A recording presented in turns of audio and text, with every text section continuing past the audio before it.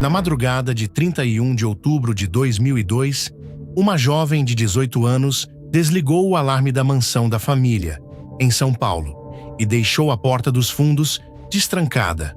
Era um sinal combinado. Minutos depois, seus pais foram atacados enquanto dormiam. Manfred e Marisia von Richthofen, um engenheiro e uma psiquiatra, não tiveram chance de reagir. A própria filha havia ajudado a desenhar cada passo do plano. Suzanne tinha dinheiro, estudo e uma família que a amava. E mesmo assim, escolheu participar do crime mais frio que o país viu na década. A pergunta que o Brasil fez naquela época e ainda faz hoje é desconfortável. Como alguém planeja, com tanta calma, a morte dos próprios pais? A família von Richthofen era conhecida pela origem alemã e por uma vida confortável em São Paulo. Manfred era engenheiro bem-sucedido. Marisia, psiquiatra. Eles tinham 2 filhos, e Suzanne, a mais velha, crescia cercada de oportunidades. Foi nesse ambiente que ela conheceu Daniel Cravinhos, um rapaz de origem mais simples, que trabalhava com manutenção de equipamentos esportivos. Os dois começaram a namorar quando Suzanne ainda era adolescente. O relacionamento, no entanto, enfrentou resistência.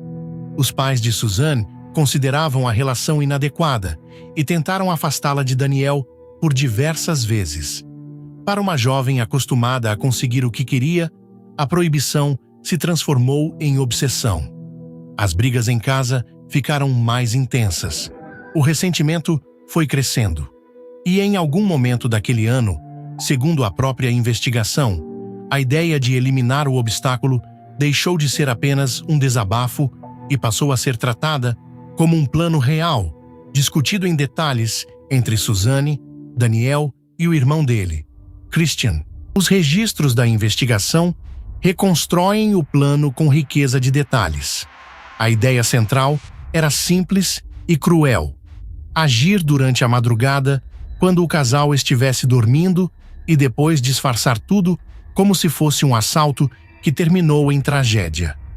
Na noite escolhida, Suzanne teria desligado o alarme da casa e deixado uma porta destrancada, permitindo a entrada dos irmãos Cravinhos sem qualquer sinal de arrombamento. O detalhe é importante. Não havia janela quebrada, não havia fechadura forçada. Quem entrou, entrou porque alguém de dentro abriu. Enquanto isso, Suzanne cuidava de outro ponto do plano, mantendo o irmão mais novo longe do local, para que ele não presenciasse nada. Depois do ataque, veio a parte mais friamente calculada: a simulação. Gavetas foram reviradas, objetos foram espalhados e uma quantia em dinheiro foi retirada para reforçar a ideia de um latrocínio, o roubo seguido de morte. A cena foi montada para apontar para criminosos desconhecidos, não para a própria filha do casal. Nas horas seguintes, Suzanne retornou à casa e acionou a polícia, apresentando-se como uma jovem em choque que acabara de encontrar os pais. No começo, a versão do assalto foi levada a sério. Mas alguns detalhes não se encaixavam. Os investigadores notaram que a entrada não tinha sinais de invasão. O alarme havia sido desligado por dentro. Os objetos de valor mais óbvios continuavam no lugar, enquanto a cena parecia organizada demais para um assalto desesperado. Aos poucos, a hipótese de latrocínio começou a ruir.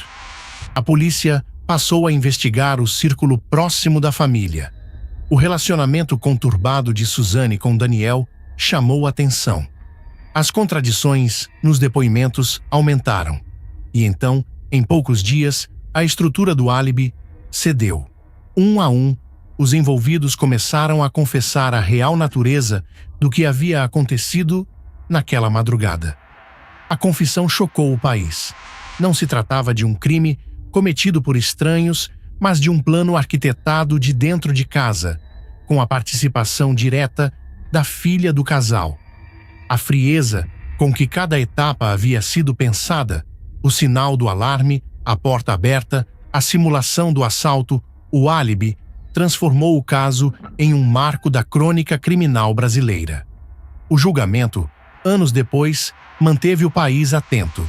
Suzane, Daniel e Christian foram condenados. As penas passaram de 30 anos para cada um dos principais envolvidos. Mas, mesmo com a justiça tendo definido culpados e penas, uma pergunta permaneceu suspensa no ar. O que, exatamente, leva uma jovem, com tudo a perder, a participar de algo assim? Com a culpa estabelecida pela justiça, o debate sobre o caso Suzane se deslocou da pergunta quem fez para uma pergunta mais difícil: por quê? E aqui surgem interpretações que dividem psicólogos, juristas e o público até hoje. A primeira interpretação descreve Suzane como uma pessoa de frieza calculista. Os defensores dessa visão apontam para o planejamento minucioso, a montagem da cena falsa e o comportamento aparentemente controlado nos dias seguintes ao crime. Para eles, nada ali foi impulso. Tudo foi decidido com clareza. A segunda interpretação enxerga uma jovem emocionalmente dominada pelo relacionamento. Segundo essa leitura, Suzane estaria sob forte influência de Daniel, e o crime teria nascido de uma mistura de paixão, rebeldia contra os pais e imaturidade. Não para justificar, mas para explicar como uma decisão tão extrema teria sido tomada.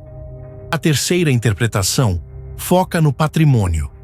A família era próspera e os filhos eram herdeiros de uma fortuna considerável. Para alguns investigadores, a herança funcionou como um motor silencioso por trás de toda a história, somando-se ao conflito familiar e à proibição do relacionamento. Mas críticos lembram que reduzir tudo ao dinheiro ignora a complexidade emocional do caso e que muitos herdeiros enfrentam conflitos sem jamais chegar perto de algo parecido. O que torna o caso tão perturbador é que essas explicações não se excluem totalmente. Frieza, influência afetiva e interesse material podem ter atuado juntos, e talvez seja exatamente essa combinação que ninguém consiga separar com precisão. Mais de 20 anos depois, psiquiatras, advogados e estudiosos do comportamento humano ainda divergem sobre o peso real de cada fator naquela decisão. O caso Suzane von Richthofen foi julgado e os culpados foram condenados.